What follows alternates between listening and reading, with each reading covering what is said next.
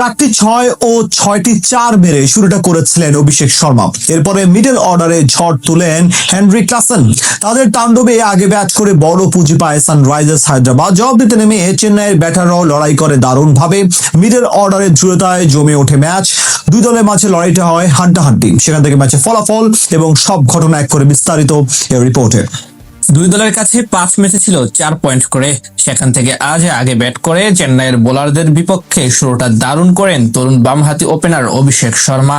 দ্বিতীয় ওভারে মুকেশ কুমারকে ডিবি স্কোয়ারের উপর দিয়ে বিশাল ছক্কা হাঁকিয়ে বাউন্ডারির খাতা খোলেন এই ব্যাটার। আনসুল কম্বুজের করা চতুর্থ ওভারে আসে 15 রান। আর পঞ্চম ওভারে মেথু শর্টের উপর রীতিমতো তাণ্ডব লীলা চালান অভিষেক। সেই ওভারে 3-4 ও 2 ছক্কা মেরে মাত্র 15 বলে অর্ধশতক পূরণ করেন এই ব্যাটার। যদিও বরাবরের মতো আজকেও ইনিংস বড় করতে পারেননি ট্রাভিস হেড। ষষ্ঠ ওভারে মুকেশ চৌধুরীর বলে আউট হওয়ার আগে করেন 20 বল থেকে 23 রান।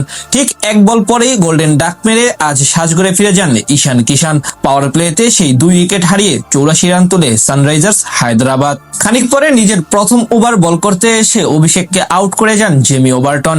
এই ব্যাটারের ইনিংস থামে 4টি 6 এবং 6টি 4-এ সাজানো 22 বলে 59 রানে। এরপর অবশ্য কিছু সময়ের জন্য থমকে যায় তাদের রানের চাকা। দশম ওভারে নূর আহমেদকে পরপর 2 বাউন্ডারি হাঁকান হেনরি ক্লাসেন। এদিন বেশি দূর যেতে পারেননি অনিকেত বার্মা।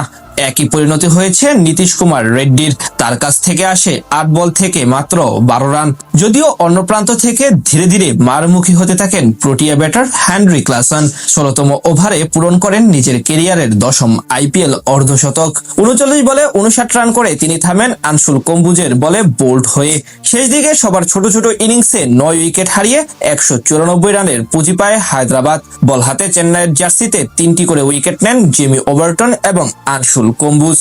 জবাব দিতে নেমে আজ তেমন সুবিধা করতে পারেনি উইকেট কিপার সঞ্জু স্যামসন। প্রতিপক্ষের মাঠে এক ছক্কা মেরে ভালো কিছুর ইঙ্গিত দিলেও মাত্র 7 রানেই থেমে যান তিনি। সেই ধাক্কা সামলে অবশ্য দারুণভাবে ব্যাট চালাতে থাকেন 2 তরুণ ব্যাটার আয়ুষ মোহাত্রে এবং অধিনায়ক ঋতুরাজ গাইকোয়াড। বিশেষ করে মোহাত্রে খানিকটা বেশি আক্রমণাত্মক ছিলেন। পঞ্চম ওভারে নীতিশ রেড্ডির বলে ক্লাসেনের হাতে ক্যাচ দিয়ে বিদায় নেন এই ব্যাটার, যার আগে খেলে যান 13 বলে 30 রানের দ্রুত গতির ইনিংস। পাওয়ার প্লেতে অধিনায়ক গাইকোয়াদের উইকেটও হারায় চেন্নাই।